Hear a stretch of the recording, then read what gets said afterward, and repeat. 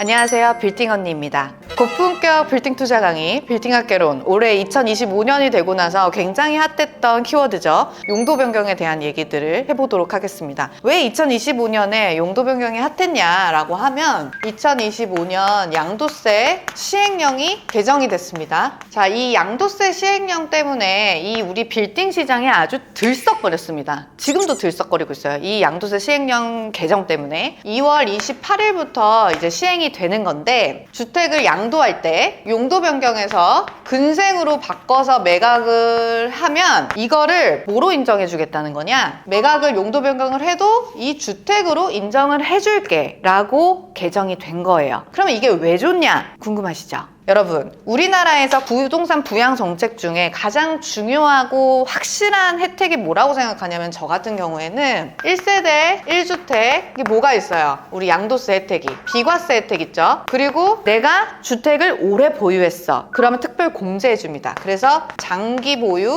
특별 공제라는 게 있죠. 그래서 이 비과세와 장기 보유 특별 공제, 이게 합쳐지면 양도세가 아주 확 줄어들어요. 세금 내는 거 좋아하시는 분 손 들어보세요. 근데 세금 내는 걸 막을 수가 없습니다. 그런데 유일하게 1세대 1주택을 양도할 때는 비과세 혜택과 장기보유 특별공제라는 혜택을 동시에 받을 수 있기 때문에 이게 어마어마하게 큰 혜택이란 말이에요. 근데 주택 건물을 용도 변경해서 소유권 이전할 때 근생으로 팔더라도 이 혜택을 줄게가 된 거죠. 단독주택, 다가구주택을 오랫동안 보유했던 매도자들 어때요? 이거 완전 할렐루야죠. 정말. 그래서 이것 때문에 용도 변경의 계약이 지금 알파카 부동산 중개법인에서도 최근에 한 두세 건이 와다다닥 계약이 좀 됐습니다. 중요한 거는 2월 28일 날부터 개정이 돼서 이날 이후에 되는 계약에 한해서 이게 적용이 돼요. 그래서 계약 일자도 중요하게 생각하셔야 되고요. 아무튼 주택 건물을 용도 변경해서 매각하는 그런 계약이 많아지고 있다.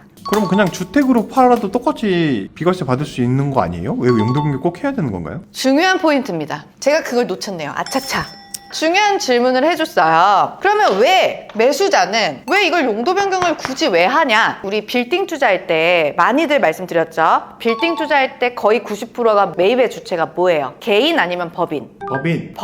법인을 통해서 매입을 하는 게 많단 말이야. 법인이 매입을 하는 주체예요. 그런데요, 우리나라에서 제일 싫어하는 게 또 뭔지 아세요? 법인이 주택을 사는 걸 또 엄청 싫어합니다. 개인이 주택을 사야지 왜 법인이 주택을 사냐라고 해서 이 법인이 주택을 매입하게 되면 취득세가 중과되는 큰 이슈가 있어요. 취득세가 얼만큼 중과되냐? 지방세 포함해서 13.2%까지 올라갑니다. 100억짜리를 만약 주택을 법인이 사면 13억 2천만 원을 취득세로 내야 된다고요. 어마어마하단 말이죠. 그리고 두 번째가, 여러분, 우리나라는 주택에 대해서 대출을 규제합니다. 근생은 우리가 대출 얼마까지 나온다고 봐요? 80%까지 대출이 나오는 게 이 건물 투자의 엄청난 매력이란 말이죠. 근데 주택을 사면 대출이 안 나오는 경우도 있지만 뭐 15억 이상 된다거나 그런 게 있을 때 거의 대출이 막힙니다. 그렇기 때문에 사고 싶어도 주택을 살 수가 없죠. 이런 두 가지의 이슈 때문에 근린생활시설의 건물을 매입을 하는 것이 매수자한테 굉장히 유리합니다. 대출도 많이 받을 수 있고 취득세도 4.6% 그냥 기본세율로 낼 수 있기 때문이죠. 그렇기 때문에 매수자는 근생으로 사고 싶고 매도자는 1세대 1주택 비과세 장기보유특별공제 받아서 양도세 혜택을 받고, 이 두 가지가 모두 충족되는 시대가 다시금 도래했습니다. 이거는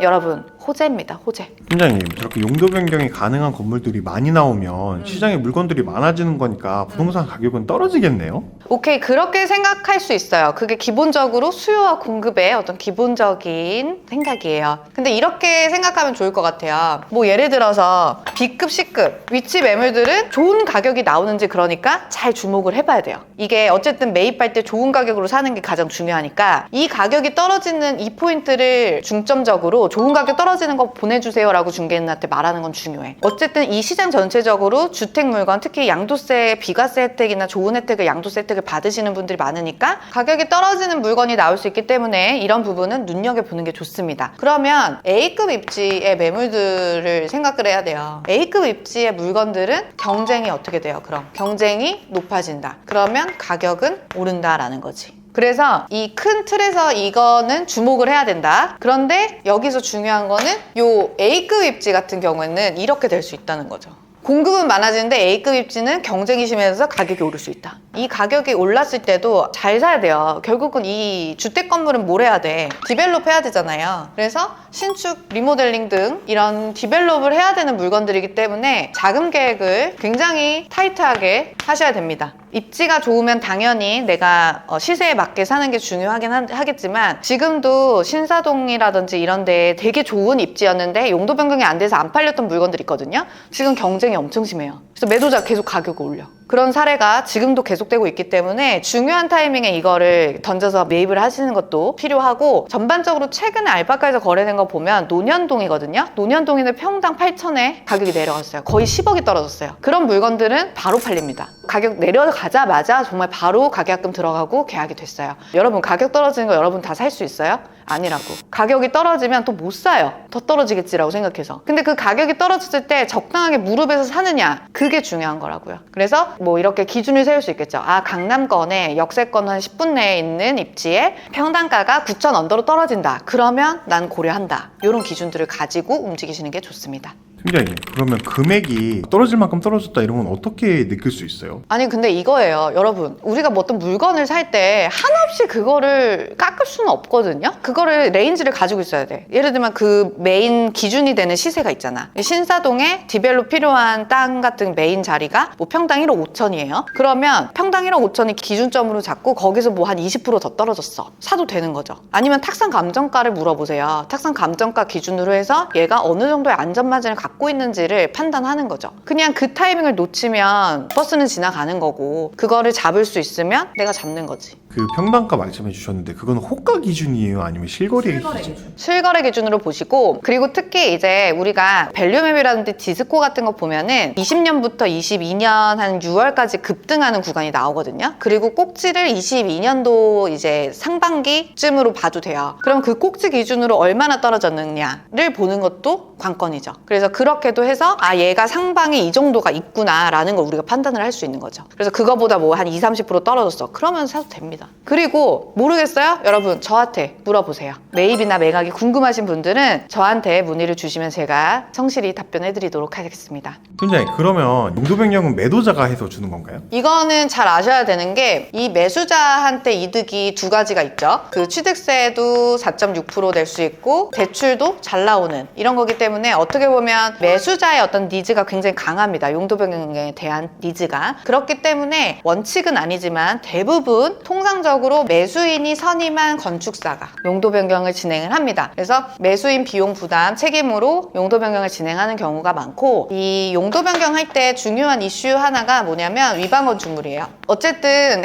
행정상으로 건축물 대장을 변경하는 부분이기 때문에 단순하게 용도 변경을 하는 과정에서 위반 건축물이 발생이 되면 이 위반 건축물을 해소해야지만 용도 변경을 또 해주기도 하거든요. 그렇기 때문에 이 위반 건축물이 발생이 될 때, 그때에는 보통은 매도자가 이 위반 건축물을 해소해주는 조건으로 많이 딜을 하는데, 뭐 종종 가격이 굉장히 싸게 나왔다거나 매도자가 파는데 확실하게 좋은 가격을 제공을 한다거나 라고 하면 위반 건축물도 매수자가 부담하는 경우들도 있습니다. 이거는 그냥 상황에 따라서 서로 주고받는 딜의 카드라고 생각하시면 돼요. 그래서 용도 변경을 굉장히 쉽게 생각하시는 분들이 많은데 한 3-4년 전보다 용도 변경에 대해서도 조금 더 까다로워지는 경향이 있거든요. 그렇기 때문에 사전에 반드시 건축사에 상의를 하셔서 확실하게 용도 변경이 가능한지에 대해서는 확인을 하고 진행하시는 게 안전합니다.